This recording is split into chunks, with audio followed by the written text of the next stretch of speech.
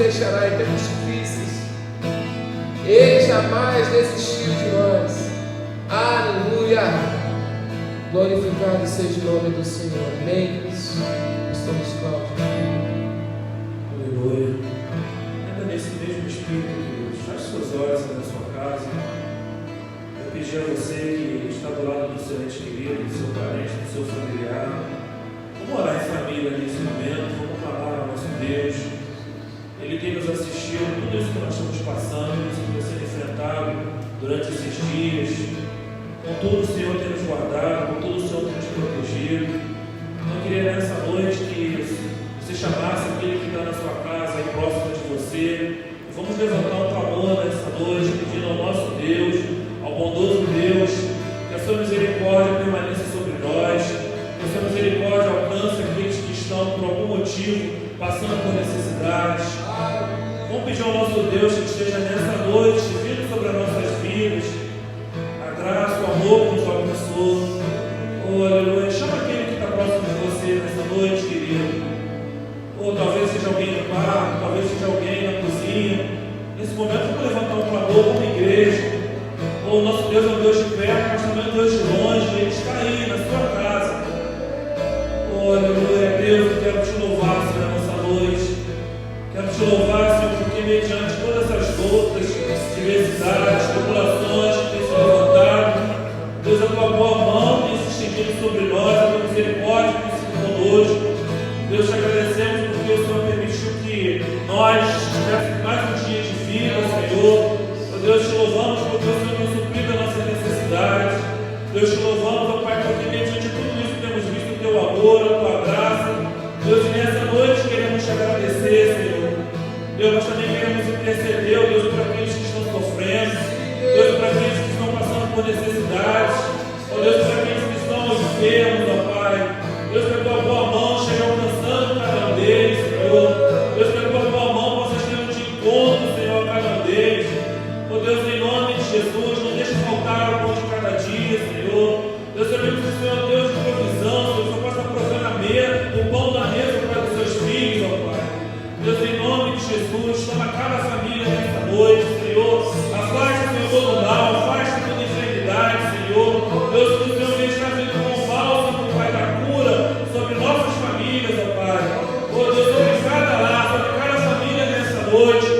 Deus, eu quero te pedir, Senhor, por aqueles que estão, ó Deus, Pai, trabalhando, ó Deus, e são considerados grupos de risco, Senhor. Deus, somos os enfermeiros, somos os bombeiros, Senhor, somos os médicos, Senhor, somos policiais militares, ó Deus, somos motoristas de ônibus, Senhor. Deus, aqueles que trabalham em supermercado, farmácia, Pai, em nome de Deus, que tem que sair para trabalhar, ó Deus, Pai, em nome de Jesus, guarde a cada um deles, Senhor. Deus, guarde a cada familiar, Pai, em nome de Jesus, que a tua boa mão, Senhor, seja sobre ele, Pai, e que essa enfermidade bata em retirada, Senhor, que o seu nome seja glorificado, Deus, para a glória do teu nome, Senhor, em nome de Jesus, em nome de Jesus.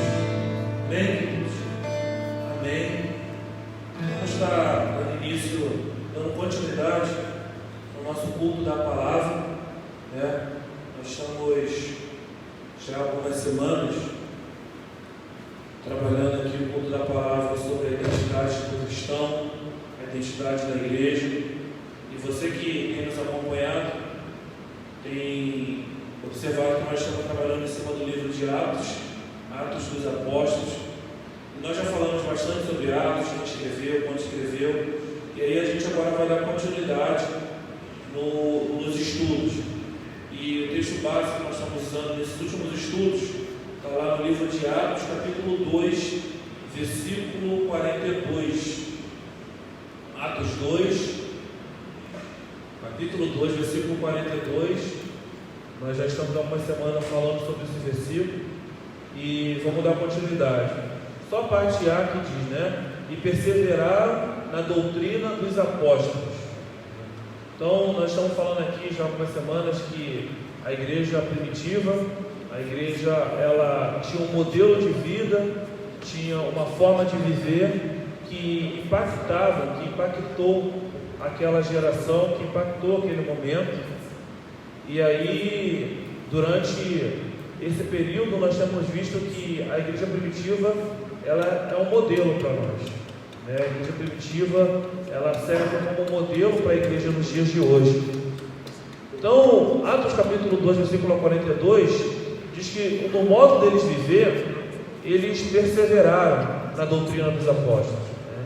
Eles perseveraram. Nós já vimos que a gente agir com insistência, né? Com perseverança, né? É querer muito fazer algo. E aí a igreja ela perseverou na doutrina dos apóstolos. E eu queria já lançar o primeiro desafio. Eu queria que algum irmão que está nos assistindo pudesse compartilhar conosco o que você entende sobre a palavra doutrina. O que é doutrina? Alguns dos irmãos aqui que estão nos assistindo, nós vamos falar hoje sobre doutrina, o fato deles perseverar na doutrina dos apóstolos.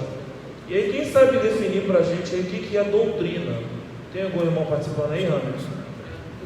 Eu estou aguardando aqui ver se alguém vai estar participando com uma pergunta, mas de antemão já queria dar um paz do Senhor aí, agradecer a presença dos irmãos, Grazi Bessa, irmã Nilza, Rebeca Siqueira, Glorinha, André Soares, irmã Berenice, pastora Célia, Amanda Sodré, mãe Ieda, Deise Jacó.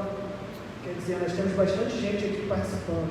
Ó, já veio aqui o pastor Carlos Roberto, falou que doutrina também pode ser ensino. Ensino. É ensino, doutrina é ensino. Doutrina é ensino. Eu vou falar aqui algumas definições, mas eu queria a participação de vocês aí. Doutrina e ensino. Quem mais pode participar aí? Vamos ver.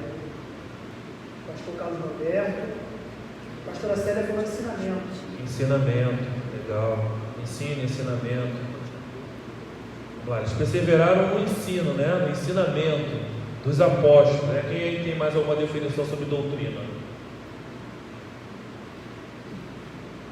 A Michele do Marcelo colocou algo que nos traga ensinamento, mas precisamos estar em concordância. Algo que nos traga ensinamento. Legal, isso mesmo. A Aline colocou códigos e códigos de conduta. Códigos de conduta, sim. A Nilza também colocou ensinamento. O PC colocou aqui, doutrina é definida como um conjunto de princípios que servem de base ao sistema, que pode ser literário, filosófico, político e religioso. Pô, PC, você pesquisou na mesma fonte que eu. Você buscou na mesma fonte que o Assista. pastor Luciano. Mas é isso aí. Assim você está quebrando as minhas pernas. Deu um spoiler aí deu um spoiler aí. Ele quebrou minhas pernas, PC. Mas é exatamente isso. Eu vou pedir para o Rami que lê de novo, então. Doutrina é o quê? Segundo o PC colocou aí? Doutrina é definida como um conjunto de princípios que servem de base ao sistema, que pode ser literário, filosófico, político e religioso. Exatamente. Doutrina também pode ser uma fonte do direito. Isso aí. Perfeito. O que o PC colocou aí quebrou mais pernas. Mas aí para não ficar vendido, coloquei aqui também. Fala aí. O irmão André Pedrosa colocou aqui, conjunto de ideias compartilhadas. Isso aí. Conjunto de ideias compartilhadas. Então eles compartilhavam, né, ideias, né, pensamentos, ensinamentos dos apóstolos. Eu coloquei aqui também, ó, conjunto coerente de ideias fundamentais a serem transmitidas e ensinadas. Está todo mundo aí convergendo. Norma de conduta de um grupo. Norma de conduta legal, norma de conduta. Um grupo, né? Um grupo como nós, né? A Igreja do Senhor é um grupo, né? É um movimento, é um organismo. Mais alguém aí está participando? Legal, o pessoal aí está aplicado, né? Está aplicado, né? Então, queridos, o texto que nós lemos diz que eles perseveraram na doutrina dos apóstolos, né? Nos ensinamentos dos apóstolos. E o que é a doutrina dos apóstolos, né? Quem sabe dizer o que é a doutrina dos apóstolos? Dentro de tudo isso que nós falamos nessa noite, tudo isso que os irmãos escreveu aí, postou no grupo, que doutrina é essa que os apóstolos ensinavam? Que ensinamentos era esse? Que ensino era esse que eles passavam para a igreja primitiva? Para ajudar um pouquinho mais, qual era a fonte que eles usavam? Exatamente, qual era a origem, né, de tudo isso? Quem sabe dizer para a gente aí, que doutrina é essa? Qual era a fonte deles? Da onde eles tiraram esse conteúdo para passar para a igreja primitiva naquela época?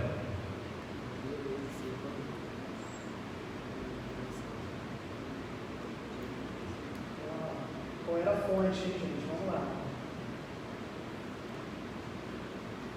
Só para ficar registrado aqui, eu vou pedir para a Aline fazer essa oração. A irmã Nádia está pedindo oração pela filha Nilda, né? Então, Aline, fica atento aí para a gente não esquecer, não, tá? Desse clamor aí no final. Ninguém qual era a fonte que os apóstolos usavam, né, com base da doutrina deles. Quem pode dizer isso? Cadê isso? Colocou da Torá. Torá? Ih, essa é profunda, hein? Essa foi profunda. Essa foi profunda, hein? Então a fonte que eles usavam era a Torá? Olha, vamos aí, a gente tem aqui os universitários, ó. Temos hoje como universitário aqui Pastor Renan, Pastor Maurício, tem aqui uma série no Rami, que a Aline está aqui como universitário. Acho que eu vou passar essa aí, que essa aí foi profunda, hein? A fonte deles era a Torá. Fonte de quê? André Pedrosa colocou o Espírito Santo. O Espírito Santo. Jesus e esposa, andaram com Jesus. Andaram com Jesus. Bem, ó, vamos lá, hein? A doutrina dos apóstolos, eu coloquei aqui dentro dos nossos estudos.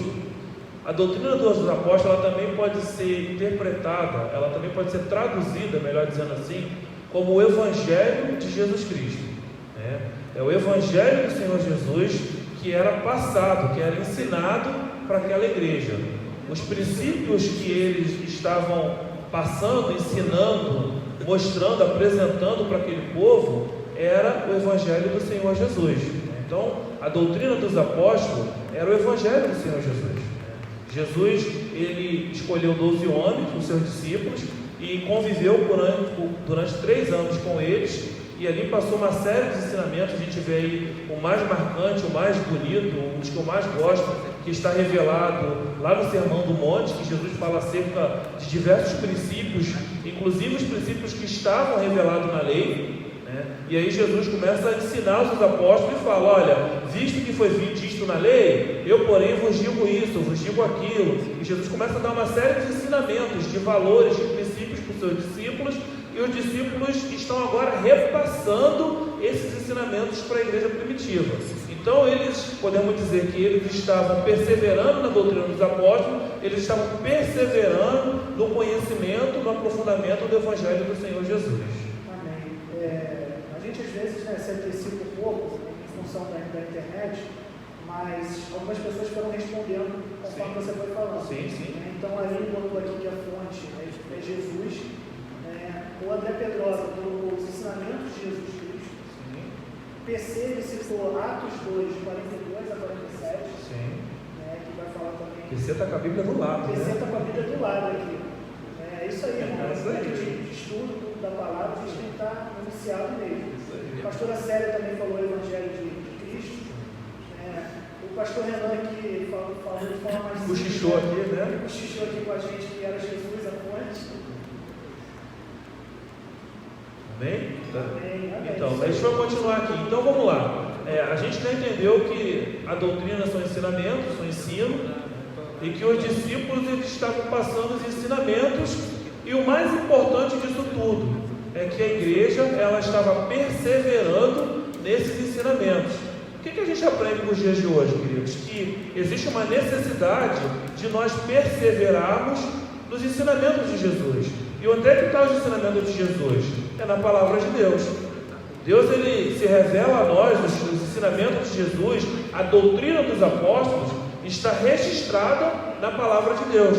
Então existe uma necessidade de nós também perseverarmos na doutrina dos apóstolos, no Evangelho do Senhor Jesus.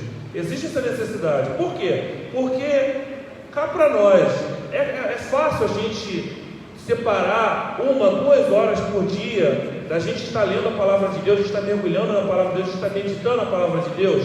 É uma dificuldade tremenda. Acontece de tudo, dá vontade de ir no banheiro, dá vontade de beber água, dá vontade de... aparece 1 milhão de coisas para a gente fazer, mas a gente vê que a igreja primitiva, eles perseveravam nessa doutrina, nesses ensinamentos. Então a gente tem que perseverar. Por quê? Porque a palavra de Deus, ela é pão, ela é alimento para a nossa alma, ela é alimento, ela é a fonte de vida. Então, uma vez que nós perseveramos na doutrina dos apóstolos, na palavra de Deus, nós estamos nos alimentando, né? E aí Paulo ele revela lá que existe uma guerra dentro de nós. Se a gente alimentar a nossa carne ela vai vencer. Se a gente alimentar o nosso espírito é que vai vencer. Então, a gente precisa o quê? Se alimentar da palavra de Deus. A gente precisa meditar na palavra de Deus. Então, a doutrina dos apóstolos é o quê? O conhecimento do Evangelho de Jesus Cristo, é os ensinamentos de Jesus que eles perseveravam. Amém? Amém. Eu queria dar a paz do Senhor aqui para o Manilson Dutra, que entrou agora também. E queria dizer, complementando o que o pastor Luiz Cláudio falou, que quando a gente fala em perseverar, é porque é algo que não é fácil. Sim, perfeito. E o Evangelho de Cristo exige que nós venhamos anular o nosso erro para que essa transformação venha acontecer na nossa vida. Então, por isso é que perseverar, porque não é fácil. Vão ter dias que a gente vai querer fazer a nossa própria vontade. Mas por isso que os discípulos alertavam a questão de perseverar. Exatamente. E dentro do que você falou do Evangelho sem renúncia, Jesus falou, né? Aquele que quer vir após mim, né, negue-se a si mesmo. Então, o primeiro ensinamento de Jesus é o quê? Negar a mim mesmo.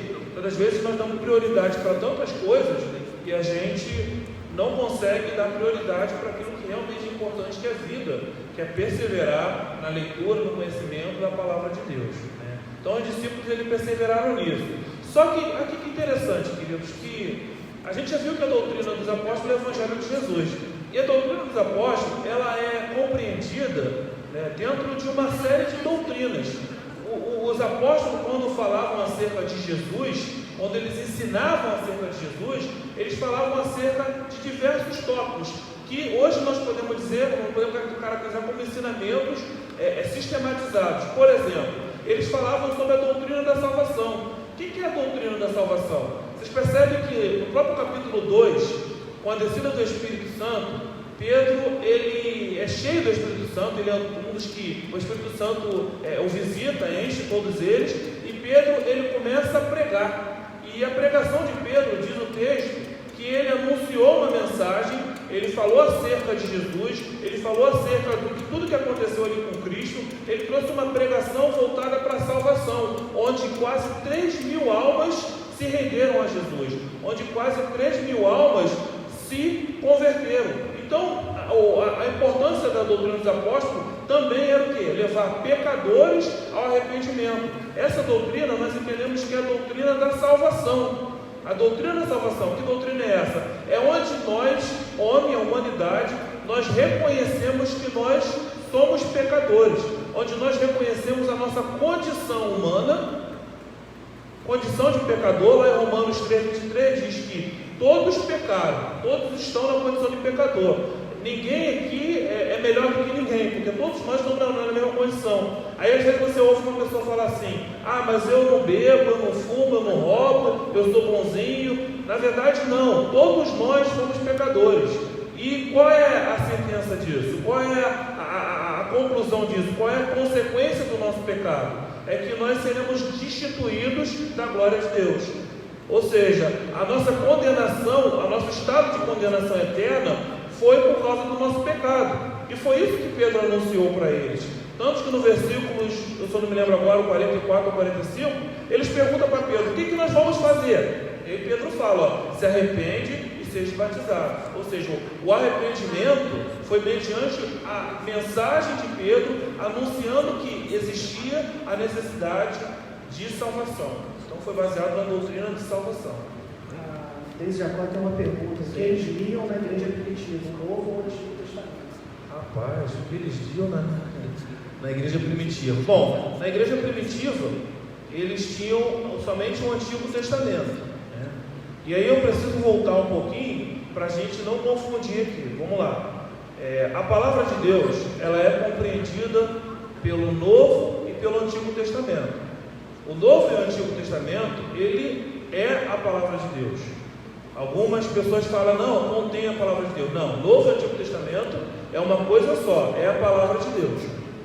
Naquele período eles tinham somente o Antigo Testamento. Porém, Jesus, a lei, toda ela se cumpriu em Cristo. Então, em Cristo, todo o Antigo Testamento, toda a lei foi cumprida. A partir daquele momento, a leitura que o povo fazia era o modo de vida dos apóstolos. A leitura deles, que eram feitas, era a partir de Cristo Jesus e dos seus discípulos. Por isso que é muito importante nós, como cristãos, termos um testemunho, porque nós somos a leitura do mundo. O mundo vê Cristo através de nós, através do nosso comportamento, através das nossas ações. Então a leitura deles naquela época, como escritura, como registro, era do Antigo Testamento. Porém, a leitura do Antigo Testamento era na cosmovisão, segundo a perspectiva de Cristo. Jesus, ele cumpriu toda a lei.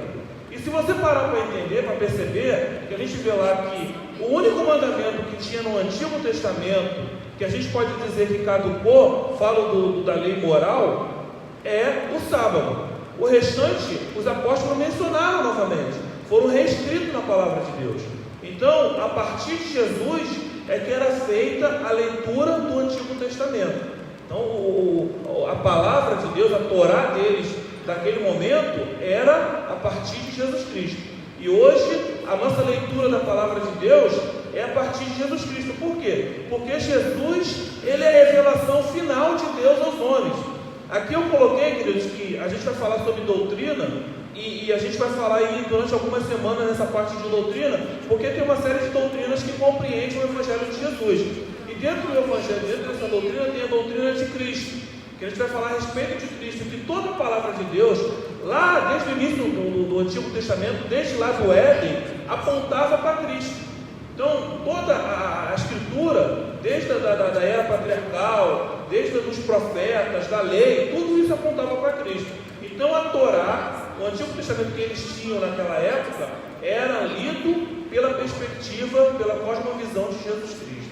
Amém? Só para complementar, os discípulos, né, de Cristo fizeram parte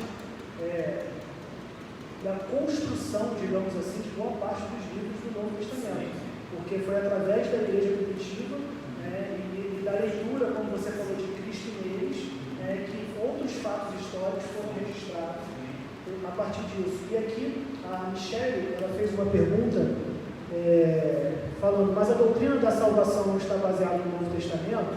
Bom, é uma pergunta complexa, porque o Antigo Testamento aponta para Jesus, e a consumação, digamos assim, foi feita a partir do Novo Testamento. O Râmido já respondeu aí, ou vou chamar os universitários? Já respondi? Alguém quer complementar? Então, exatamente, a doutrina da salvação, ela já acontecia também na Antiga Aliança. E aí eu vou voltar um pouquinho, vou falar um pouquinho da lei. O que acontecia? Como é que era feita a expiação do pecado? A expiação do pecado era feita lá na lei, mediante você trazer um novilho. Esse novilho, ele tinha que ser perfeito, ele não podia ter defeito, e você levava esse novilho ao sacerdote, e o sacerdote imolava aquele novilho, ele estava pagando pelo seu pecado. Entende que a condenação do pecado é a morte. Então o novilho morria no lugar do pecador. Quando você entregava aquele novilho, quando você entregava aquele cordeiro, aquele animal, você estava fazendo com que ele pagasse pelo seu pecado. E aí, pela fé, Deus recebia esse sacrifício como um ato de fé. Aquele sacrifício, ele era imperfeito. Por isso que havia a necessidade de ser feito vários sacrifícios e muitos sacrifícios constantemente para pagar os pecados. Então, quando veio Jesus, lá em João capítulo 1, versículo 29, João Batista, ele avista Jesus, ele vê Jesus, e o que ele fala? Eis aí o Cordeiro de Deus que tira o pecado do mundo. Ou seja, Jesus, ele foi o sacrifício perfeito, e a partir de Jesus não há mais necessidade de um novo sacrifício, porque o sacrifício foi feito em Cristo Jesus. Então nossos pecados, eles são redimidos mediante o sangue de Cristo Jesus. Nossos pecados são perdoados a partir do sangue de Cristo Jesus. E da mesma forma que lá no Antigo Testamento era pela fé, hoje é pela fé. O sangue de Jesus, eu creio que ele é suficiente para me lavar e me purificar de todo o pecado. Né? Completa? Mais alguém quer falar aqui? Não? Os universitários? Os universitários estão aqui quietinhos. Então, a salvação, ela aparece desde o Velho Testamento. Ela começa no Antigo Testamento com o sacrifício de animais, porém ela é completa, é consumada, ela é finalizada em Jesus Cristo. É a final. Então, Deus, desde o Éden, se a gente for fazer uma recapitulação, a gente tem que voltar lá do princípio. Desde o Éden, Deus ele já vem buscando a salvação do homem, né? Deus, desde o Éden, no princípio, quando Adão e Eva pecam, o que Deus faz? Mata um animal, olha aí, a sentença, matou um animal e os cobriu a sua nudez, o seu pecado. Então Deus, desde o Éden, vem buscando a salvação, vem buscando redimir o homem. Amém? Podemos seguir aí? Amém. Amém? Tem mais algum? Pelo caminho da tipologia. Tipologia, boa lembrança aqui, pastor Maurício. Tipologia, exatamente. Na antiga aliança, a lei é uma tipologia, né? A lei tipificava Cristo, mas era um cheirinho, não era algo perfeito. Jesus é perfeito, era a revelação total, completa, plena de Deus, foi o sacrifício de Jesus Cristo na cruz do Calvário. Né? E aí, andando mais um pouquinho, então a gente tem, explicando a doutrina da salvação, nós já entendemos que a raça humana, todos nós estamos na condição de pecadores, certo? Sim.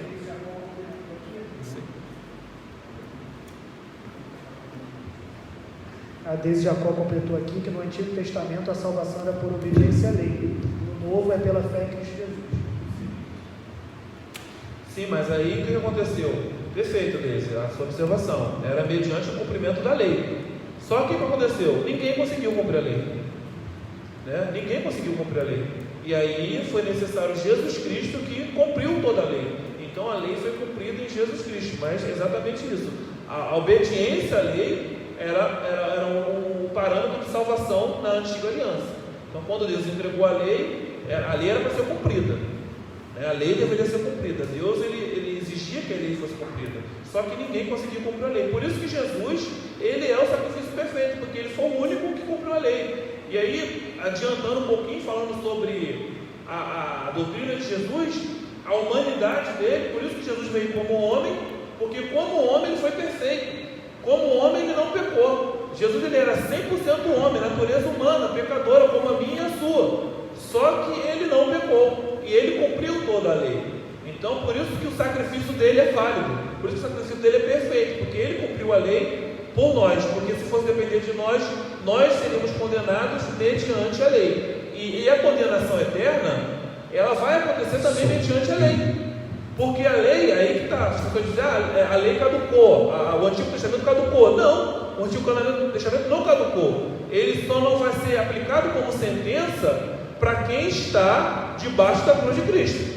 Quando Deus olha para mim e vê um pecador, ele vai aplicar a lei, porque Deus ele é justiça, Deus é justiça. Porém, o fato de eu estar debaixo da graça de Cristo Jesus, eu sou o que? Justificado.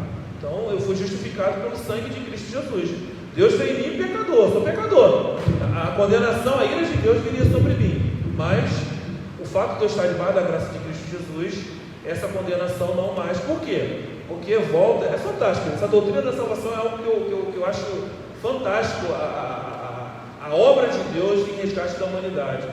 Por quê? Porque com a doutrina da salvação, com o sacrifício de Cristo, eu alcancei o perdão. O perdão dos meus pecados, ele aconteceu mediante o sacrifício de Cristo Jesus. Então, uma vez que eu estou debaixo da cruz de Cristo, eu fui perdoado. Por isso que Jesus falou, perdoados estão os vossos pecados, porque somente o sangue dele, o sacrifício dele, tem a capacidade de perdoar os meus pecados. Amém? Então a gente viu aí que a doutrina da salvação ela compreende dois aspectos: o pecado do homem, nós já vimos aí, e a provisão que é Cristo. Então, a solução para o pecado do homem foi Jesus Cristo. Dentro da doutrina da salvação, Jesus ele foi o método de Deus, podemos dizer assim, o instrumento de Deus para alcançar a humanidade. Por isso que Deus colocou Jesus para pagar em nosso lugar. E aí eu volto um pouquinho lá na crucificação de Jesus. Eu confesso para vocês que eu tinha muita dúvida em relação a isso, que quando Jesus está lá na cruz, ele exclama, né? Deus meu, por que me desamparaste? E eu sempre me perguntava, como é que pode Deus abandonar Jesus? Jesus dizendo que Deus abandonou. E de fato Deus o abandonou. De fato, ali, pela primeira vez na eternidade, houve a separação da Trindade. Por quê? Porque Deus ele é tão santo, tão santo, tão santo, que ele não tem parte nenhuma com o pecado. E naquele momento Jesus, o seu Filho, ele estava levando sobre ele o pecado de toda a humanidade. Então naquele momento Deus abandonou o seu Filho por minha culpa, por sua culpa, por todos nós, porque foi um ato de salvação. Então o sacrifício de Jesus, ele compreende isso, compreende perdão, compreende redenção, justificação. A gente vai falar sobre tudo isso um pouquinho mais à frente. Mas a gente precisa entender que Deus, vendo que a humanidade por si só, a gente não consegue se salvar, né? E o homem sempre busca se salvar, alguns se isolam, vão morar isolado. Não tem como, a gente não tem como se salvar. O nosso Salvador, o único Salvador é Jesus Cristo. O único Salvador é Jesus Cristo. Então, Jesus, né, o ato dele na cruz do Calvário é fantástico. Assim, eu confesso que falta palavras para descrever.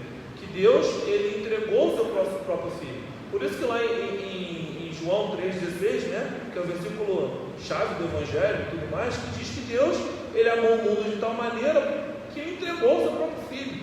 Ele viu que a gente não ia conseguir, ele viu que a humanidade estava perdida, ele viu que o homem não tinha mais como voltar. E todas as tentativas de Deus de resgate do homem, pelo homem, falhou.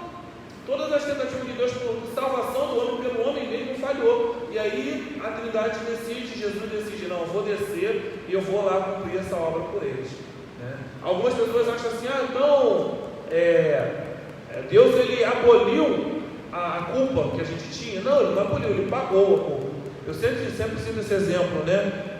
Imagina eu devendo para o pastor Maurício R$1 milhão. E aí eu falo para o pastor Maurício, te devo R$1 milhão, Deus falou isso numa parábola, né? E aí, se você não me pagar, eu vou tomar tua casa, tua mulher e seus filhos. E aí chega no dia de pagar, o pastor Maurício fala, e aí, cadê meus R$1 milhão? Eu falo, não tem, então eu vou cumprir a lei, vou tomar tua casa, tua mulher e seus filhos. Só que aí chega o pastor Renan e fala, não, tem R$1 milhão aqui e paga o pastor Maurício.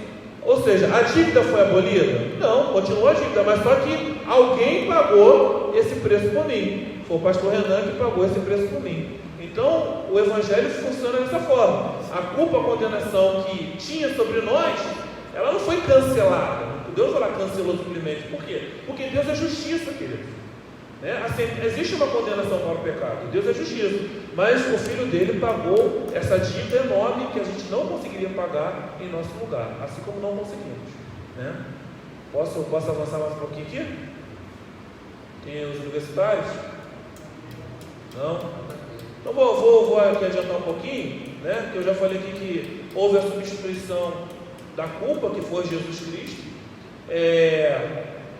Eu coloquei aqui também que a doutrina da salvação, ela trouxe em nós a reconciliação, né? Essa doutrina da salvação, quando Pedro volta ao discurso do Pedro tem dois discursos, um no capítulo 2, outro no capítulo 4, ele tem outro discurso, e ele mostra para o povo que quando nós éramos pecadores, a gente na condição de pecadores, nós éramos inimigos de Deus. Existia uma inimizade entre nós e Deus, porque, como eu falei, Deus ele não tem parte com o pecado. E aí, a partir do momento em que Jesus ele morreu, ressuscitou, fez esse sacrifício, essa inimizade que existia entre nós e Deus, ela não existe mais. Então, hoje nós estamos o quê? Paz com Deus, em paz com Deus, né? Temos também a redenção. O que é redenção? É que antigamente nós éramos o quê? Escravos do pecado. Quem aqui, eu tive o privilégio de ser nascido num lar cristão, né? Então Deus ele me poupou de muitas dores. Isso não me torna melhor do que ninguém, porque eu sou pecador, mas eu já ouvi algumas pessoas falando que elas, quando eram envolvidas em drogas, elas não conseguiam se libertar por si só, né? Ela era uma escrava das drogas. Eu conheci um rapaz que uma vez falou para mim que ele fumou um Monza 2.0. Aí, como assim, pastor Renan? Fumou um Monza 2.0? Não dá para fumar um Monza 2.0. Na época o Monza era um carrão, isso foi na década de 90, aquele Monza tubarão, um carro bonito, né? Ele fumou o Monza 2.0. O que ele quis dizer? Ele disse que chegou na boca de fumo e deu o Monza em troca de cocaína. Então ele estava tão viciado que um carro que valia tanto, ele trocou por quase nada, porque ele era escravo daquilo ali, escravo das drogas. Então muitas pessoas que ainda não tiveram encontro com Cristo são escravos do pecado. E Jesus Cristo, quando nos alcançou pela sua misericórdia, Ele nos libertou do pecado. Por isso que Jesus falou assim: o Filho vos libertar, verdadeiramente sereis livres. Então hoje nós somos livres do pecado mediante Cristo Jesus. Amém? Quer colocar uma posição aí, pastor? Não? Está só seguindo? Só seguindo? Então vamos lá. Então essa questão da redenção é bem legal, porque hoje nós somos livres do pecado, né? A gente vê situações aí. Eu lembro um pastor muito conhecido falando, eu gosto muito dele, eu acompanho, que é o pastor Neil Barreto. Ele uma vez estava contando que estava no trabalho e um rapaz chegou para ele e falou: pô, Neil, para de falar de mim, de Jesus, de ser bitolado e tudo mais. E o cara fumava 3, 4 maços de cigarros por dia. E aí ele falou assim: eu que sou bitolado, eu que vivo cheio de regras, eu sou livre. E ele falou: que livre nada? Ele falou: então faz o seguinte, vamos fazer o seguinte, para você de fumar. Ele: pô, você sabe que eu já tentei parar de fumar, que eu não consigo e tudo mais. Então, eu escolho não fumar. Eu posso pegar esse cigarro, dar um trago, e eu não vou dizer não para ele. Por que eu digo não para ele? Porque eu sou realmente livre. Então a gente faz essa analogia, nós somos realmente livres do pecado. A gente peca se quiser, literalmente, porque Cristo Jesus já nos libertou, né? Então eu até costumo falar: se for para você cometer pecado, cometa pecado novo, não pecado velho, né? Cometa erros novos, não erros do velho.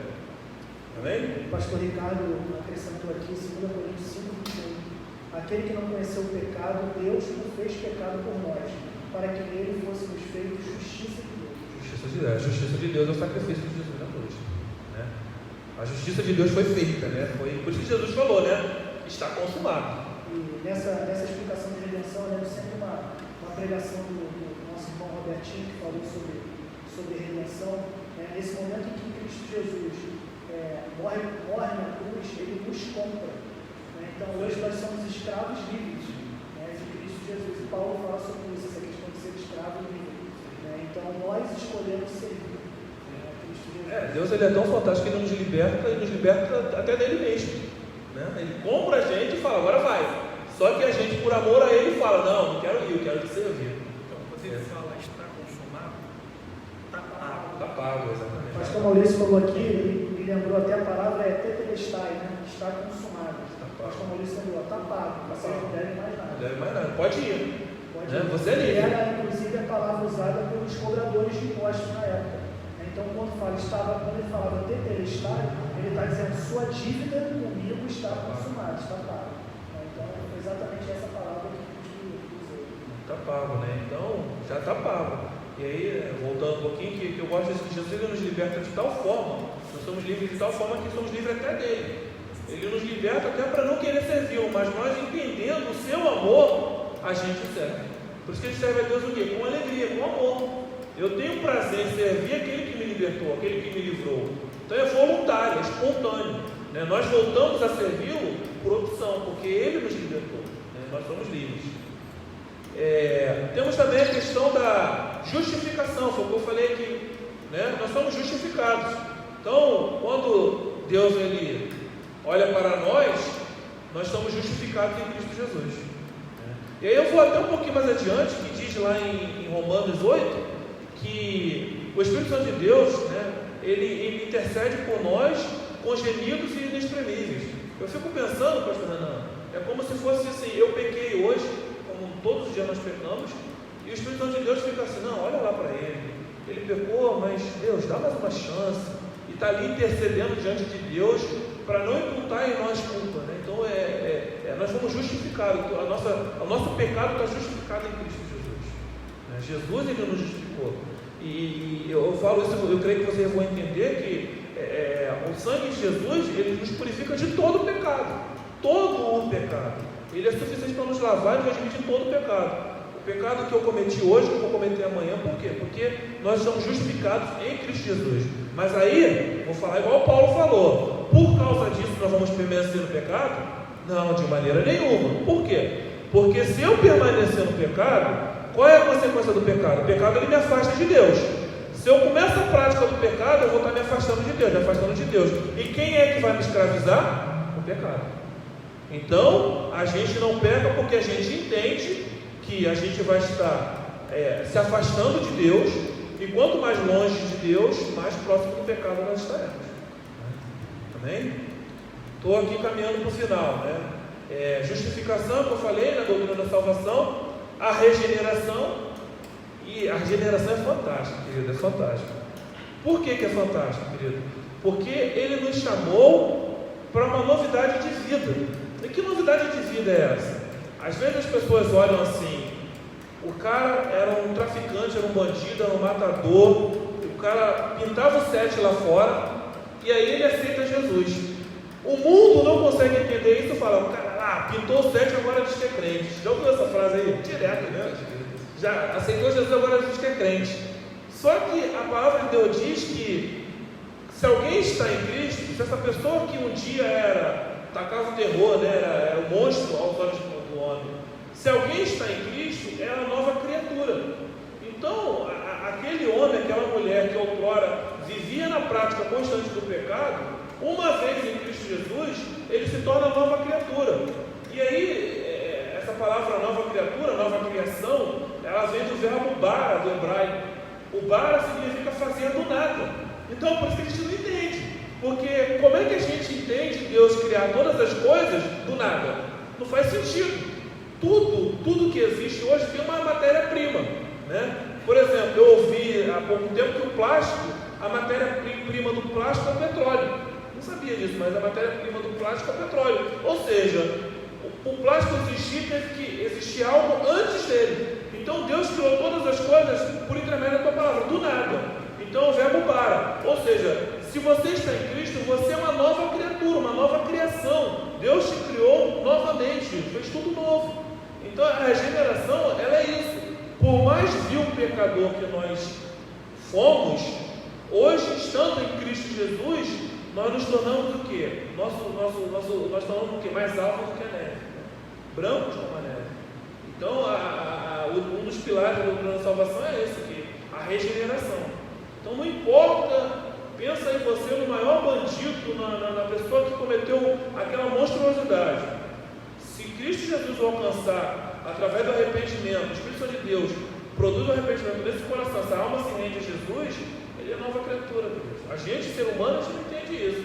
A gente tem que matar, tem que apedrejar, tem que fazer, tem que condenar. A nossa mente humana não consegue alcançar. Mas é isso que a palavra de Deus nos diz, que nós somos nova criatura regenerados em Cristo Jesus.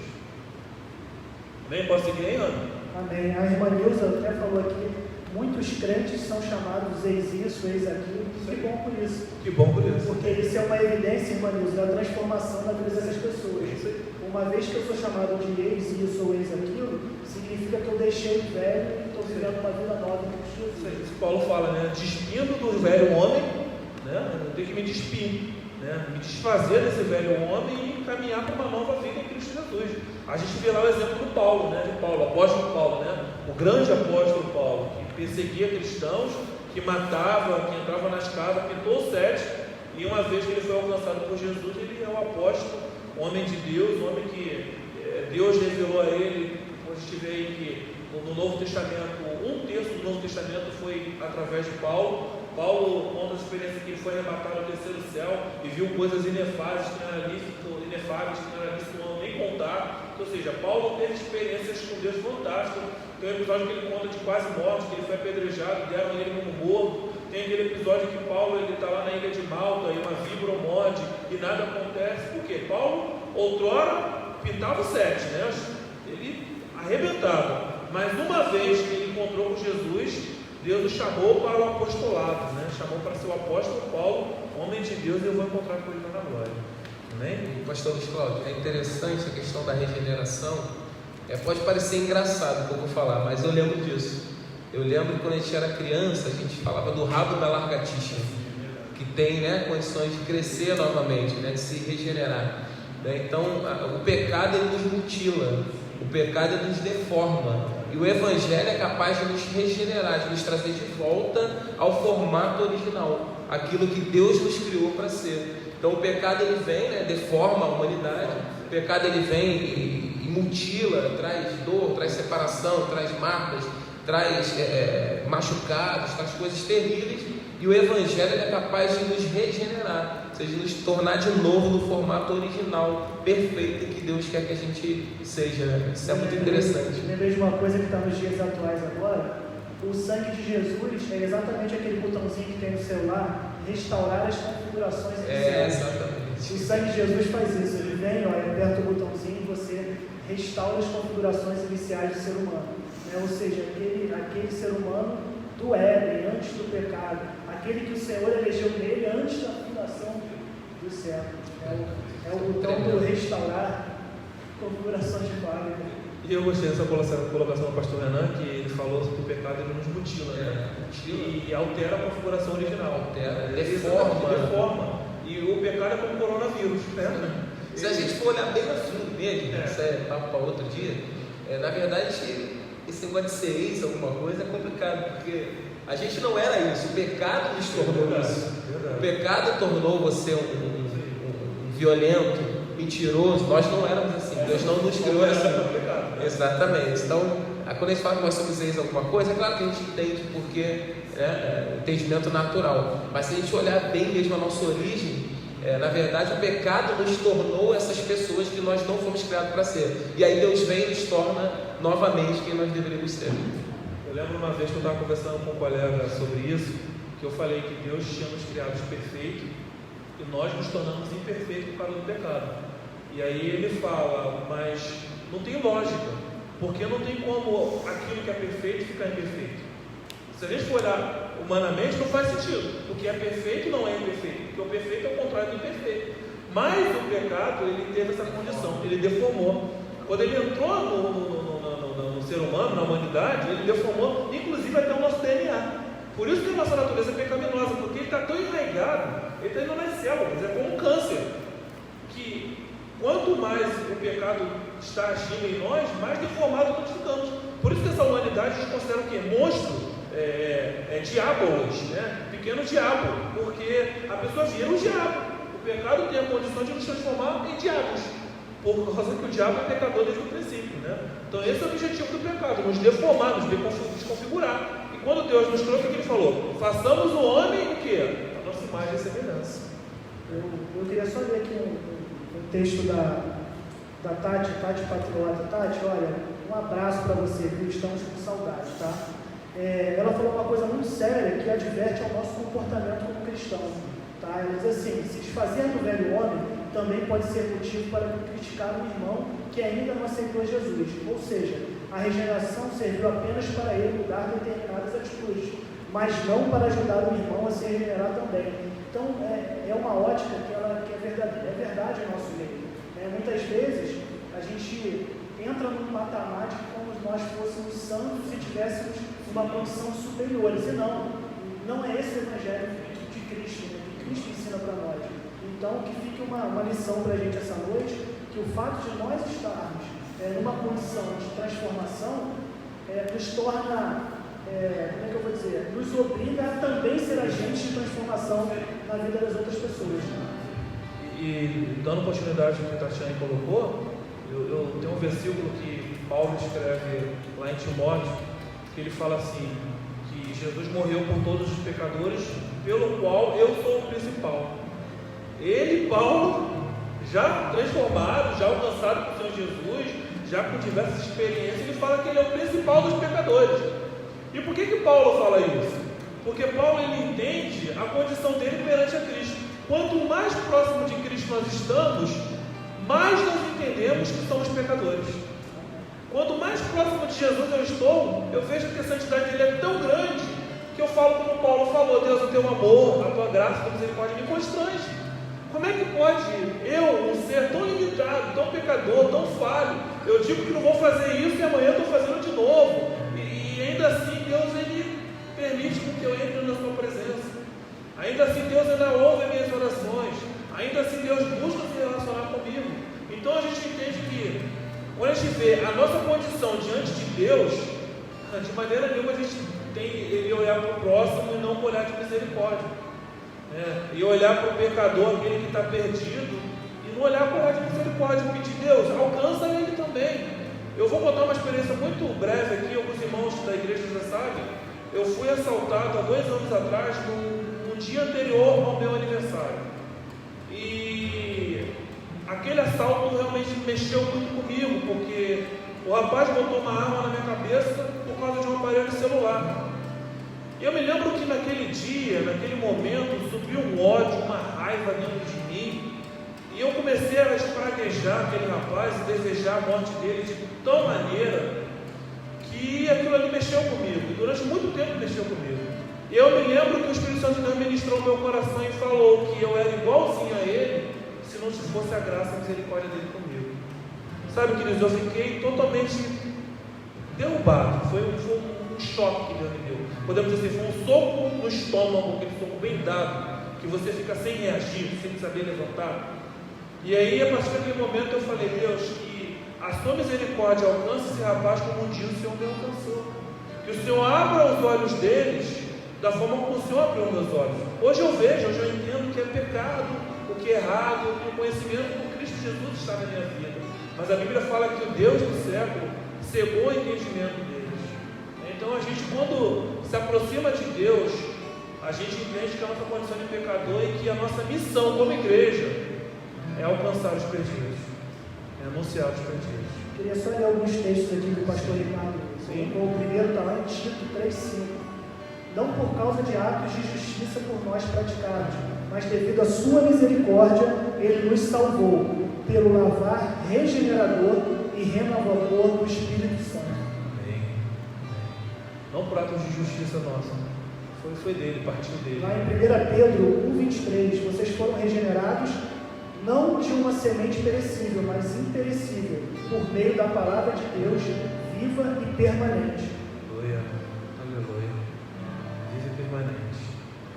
Amém, querido? Vou caminhar aqui para os 2 últimos tópicos aqui. Você pode continuar participando, o Rando que vai estar lendo aí, a gente vai estar aqui falando. Aí tem um outro ponto aqui que esse eu acho fantástico, querido, fantástico. Que não só fomos justificados, regenerados, redimidos, reconciliados, mas nós fomos adotados. Isso é fantástico, porque Ele não só nos salvou, nos resgatou, mas Ele também nos adotou. E eu lembro que quando Jesus ele começa o seu ministério, ele começa a ensinar, ele deu um chute na cabeça dos fariseus, porque ele fala assim: olha, quando vocês orarem, vocês vão orar da seguinte maneira: Pai nosso que estás no céu. Para a cabeça do fariseu, falar sobre Deus como Pai é algo, ele não merecia muito grande. E é essa situação, querido, é isso que aconteceu. Hoje, Deus, Ele é o nosso Pai. Por isso, quando os crentes se encontram, talvez você não conheça Jesus, porque nós entendemos que pertencemos a uma única família. Então eu falo que o Renan é meu irmão, o Ana é meu irmão, somos todos irmãos, porque somos filhos do mesmo Pai. E o mais interessante é que nós fomos adotados, e Jesus fala assim: olha, você vai falar com ele assim, pai, é Abba, é papai, é paizinho, é algo íntimo, é algo próximo. E aí eu falo, nós somos tão falhos, tão pecadores, tão limitados, e Deus ele quer se relacionar conosco como Pai. Você acha que Deus como Pai não está vendo tudo isso que nós estamos enfrentando? Você acha que Deus como Pai não está assistindo você nas suas lutas, nas suas adversidades? Você acha que Deus como Pai não está vendo? Tudo isso que está acontecendo comigo, com você, é para que nós possamos crescer, é para produzir crescimento, é para que nós possamos sair dessa situação melhor do que nós entramos. Porque Deus ele é o nosso Pai, Ele nos ama. A Bíblia fala, que todas as coisas cooperam para o bem daqueles que amam a Deus e que andam segundo o seu propósito. Então, a todos quanto recebeu, dê-lhes o direito de serem feitos filhos de Deus. Amém? Nossa condição hoje é de filhos de Deus. Amém? Caminhando para o final, que é a última mesmo, eu prometo que ao final, já falei isso 3 vezes. Tá? É mal de pregador, é para ninguém sair, para ninguém dormir. Quando a pessoa está dormindo, a gente fala que vai terminar, para a pessoa dar um despertado assim. Mas vamos lá, E a gente também foi santificado, Nos tornamos santos como Ele é santo, mediante o sangue de Cristo Jesus. O sangue de Cristo Jesus que nos purificou de todo pecado. E nós nos tornamos mais alvos do que a neve. É por isso que lá em Hebreus fala, né? Cheguemos-nos, pois, com ousadia. É com ousadia mesmo, sabe? É com ousadia. E entremos na presença dele. Na antiga aliança, querido, só quem podia entrar na presença de Deus era lá o sacerdote. E esse sacerdote ele tinha que se limpar, se purificar, se santificar mediante os rituais da lei daquela época, para poder entrar na presença de Deus, para poder entrar no Santo dos Santos. Só que a Bíblia diz, lá em Mateus revela que quando Jesus ele estava lá na cruz e falou, está consumado, o véu que separava, o véu que fazia separação entre o povo e Deus, ele foi rasgado de alto a baixo. Isso significa que hoje eu e você, nós estamos santificados por Cristo Jesus e nós temos livre acesso à presença de Deus. Hoje você e eu, queridos, nós temos livre acesso a esse Deus e percebe que você vai falar com Deus, que é o Criador de todas as coisas, que é o Todo-Poderoso, que é o Soberano, é o Onipresente, Onisciente, Onipotente, que está em todo lugar, todo tempo e que está certamente te assistindo nessas lutas, nessas adversidades, nessas tribulações. Esse é o nosso Deus, queridos. Esse é o nosso Deus. Amém? Pediu o pastor Renan para estar cantando mais uma canção. Daremos continuidade na semana que vem. Vamos falar um pouquinho mais sobre a doutrina de Cristo. Vamos adorar o Senhor Jesus por tudo que Ele fez por nós, pela obra redentora nas nossas vidas. Amém, querido? Aleluia. E o véu que separava já não separa mais. A luz outrora apagada agora brilha e cada dia brilha mais. Só pra te adorar, só pra te adorar. Fazer teu nome grande e te dar o louvor que é devido. Estamos nós aqui pra terminar, só pra te adorar, só pra te adorar. E fazer teu nome grande e te dar o louvor que é devido. Estamos nós aqui. Estamos nós aqui. Estamos nós aqui. Aleluia. Antes de passar aqui para a Aline para fazer a oração, eu queria agradecer a cada um de vocês que participaram conosco essa noite. Quero dizer que é uma honra para nós estar aqui, podendo levar o Evangelho para dentro da casa de vocês. Nós ficamos juntos aí aproximadamente 1h15, então isso é maravilhoso, tá? Ter essa oportunidade de estar com vocês nesse tempo tão difícil, com vontade de dar um abraço em cada um de vocês. A gente não pode ainda, mas sinta-se abraçado pelo Espírito Santo, em nome de Jesus. Amém. Oremos. Senhor Deus e Pai, em Tua presença, ó Pai, nos encontramos agora para Te agradecer, ó Deus, por este culto, Senhor. E também, ó Deus, para Te pedir que o Senhor vá de encontro agora, Senhor, a saúde da Glorinha, Senhor. Senhor, em nome de Jesus, ó Pai, que o Teu Jeová Rafá, que Tu és o Jeová Rafá, o Senhor que cura toda dor, ó Pai. E aquele que cura, Senhor, que salva, que liberta, que transforma e que nos regenera, Senhor. Clamamos a Ti, Senhor, pela Glorinha. E também clamamos a Ti, ó Deus, pela Nilra, filha da Irmandade, Senhor. Em nome de Jesus, ó Pai, ministra, Senhor, a Tua cura, a Tua provisão, ó Pai. E que nós ouviremos, Senhor, em breve, grandes testemunhos, Senhor, do Teu poder, do Teu amor e da Tua misericórdia. Em nome de Jesus, ó Pai. Amém. Chama aqui o nosso pastor Maurício, fazer as considerações finais. Amém? Que Deus abençoe a todos vocês. Olá, queridos, graças e paz. Bom, nós estamos felizes por vocês estarem firmes, né? Isso nos alegra muito. Mas eu gostaria de fazer também um agradecimento a todos vocês, né? Mesmo que não estamos reunidos aqui, todos aqui, mas somos igreja e nós estamos trabalhando por trás dos bastidores. E eu quero louvar a Deus pela vida de vocês, que vocês têm nos ajudado, mantendo o ritmo de dízimos e ofertas. O número da conta está aí, né, para você se familiarizar e fazer a sua contribuição. Não tem como a gente não falar sobre isso, porque é uma demanda muito grande, né? Não param as coisas, não param os pedidos de socorro, e eu peço a você também que você possa estar trazendo os gêneros alimentícios para cá, para a igreja. E se você não pode fazer o depósito na conta, o administrador aqui da igreja, que é o Maurício, meu filho, Juca, né?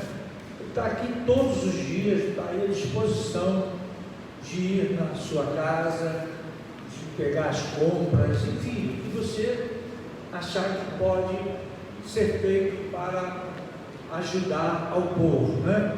E também lembrando que nesse período que nós já estamos, eu creio, nós vamos passar por esse período, já está chegando o final, né? Eu creio no poder das orações, nós estamos vendo aí resultados. Vai chegar uma hora, hoje eu estava lembrando de uma cena muito interessante da palavra de Deus, que Josafá não precisou de lutar, os inimigos se degladiaram entre si, né? E o povo de Deus só foi recolher os seus despojos. Bom, o que eu quero dizer com isso? Vai chegar um ponto, eu estou orando pela conversão desses resistentes contra tudo que é certo.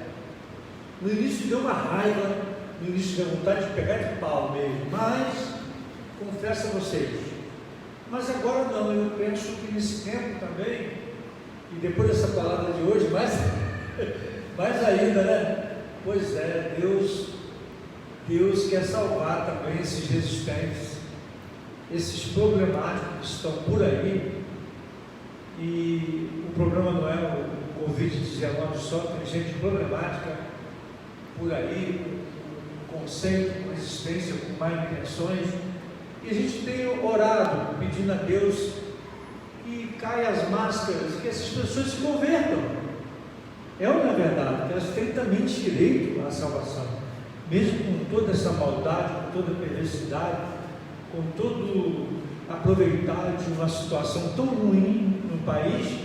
Se essas pessoas se converterem, elas são perdoadas e vão morar no céu junto com a gente. Sabia disso? Então não dá nem para ficar com muita raiva, não.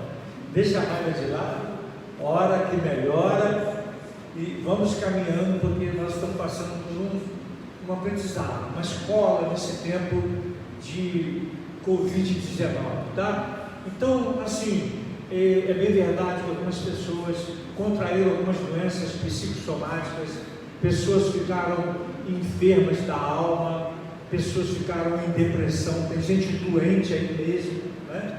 E a pastora Célia está aí, ó, pronta para abençoar você que tem o contato da pastora Célia, entre em contato com ela pelo Zap, ela vai estar online te dando todas as orientações, e eu louvo a Deus pela vida da pastora Célia, para que ela possa então ter saúde, ter condições, ter disposição para ajudar você, aconselhar você, né, sobre ansiedade, sobre uma série de coisas, sobre depressões, né, sobre síndromes. Então, que você possa desfrutar também. E por último, fazer um pedido de oração pelo Gelson Vaz, né, da família Vaz, que está em estado gravíssimo.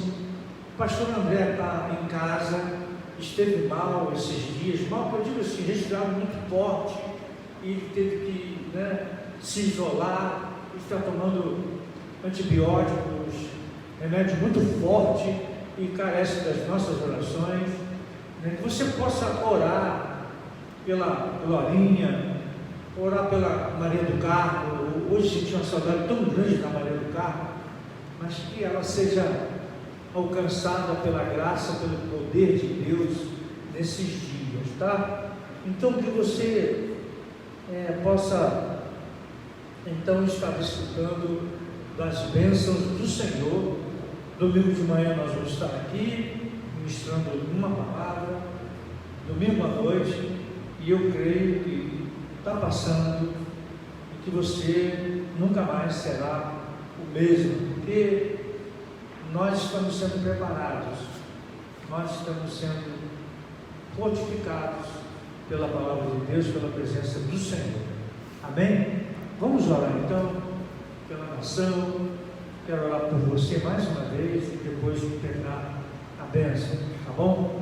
Oremos então. Pai, muito obrigado, porque temos ainda os recursos, ó Deus, das redes sociais, para que possamos nos comunicar com os nossos irmãos e transmitir livremente a Tua palavra. Nós queremos que essa palavra não voltará vazia, e eu te peço que a Tua bênção alcance a cada um dos Teus servos, a cada um, ó Deus, desse país, que alcance, ó Deus, o presidente dessa nação.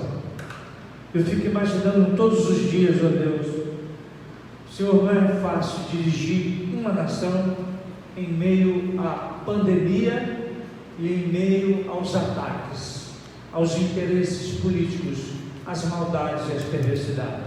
Então, dê paz ao coração desse homem, dê direção, dê tranquilidade, dê pessoas que estejam perto dele, como Tu suscitaste Arão e Ur para estar perto de Moisés, ó Deus, porque a solução para alguns problemas está em gente boa, em gente sarada, em gente de Deus.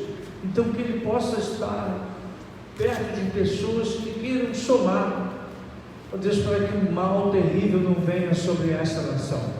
Abençoa o nosso lar, perdoa os nossos pecados, sara as feridas. Visita, Senhor, Tua serva Glorinha, visita o Gelson Vaz, visita o Teu servo, pastor André. Deus abençoa a Maria do Carmo nesta noite, que ela seja fortalecida, revigorada, não sei qual a sua necessidade, mas que a bênção do Senhor repouse sobre ela e que traga tranquilidade sobre o seu coração. Abençoa, Deus, aqueles que estão acamados, Irmã Damasa, Senhor, Irmã Maria José, toma as Tuas servas, toma Irmã Alzira, ó Deus, nas Tuas mãos, Irmã Adir, Irmã Marlene, ó Deus, Irmã Sebastiana, Berenice. Deus, usa essas irmãs, usa Lia, Senhor, usa os Teus servos que estão por trás dos bastidores, convidando, fazendo de tudo para que as pessoas sejam confortadas com uma palavra, com um versículo. Toma o Silvano em Tuas mãos, ó Deus, que manda uma palavra para a gente todos os dias. Oh meu Pai, toma o Seu Toninho, toma o Carlos, a Sandra, ó Deus, toma o Léo. Deus, toma em Tuas mãos toda a membresia desta casa, a nossa vida, a nossa família. Nós oramos por esta nação, também pedindo que a Tua bênção repouse sobre ela, no nome de Jesus. Amém, Senhor, e amém. Então vamos ser despedidos. Que a graça do nosso Senhor e Salvador Jesus Cristo, que o amor de Deus, o nosso Pai, e que as doces consolações, as revelações, o gozo e a paz do Santo Espírito de Deus repouse sobre cada um de nós e sobre todo o povo de Deus espalhado sobre a face da terra, não somente hoje, mas para todo sempre, e que todos digam amém. Deus os abençoe, até domingo de manhã, se Deus assim nos permitir. Até lá.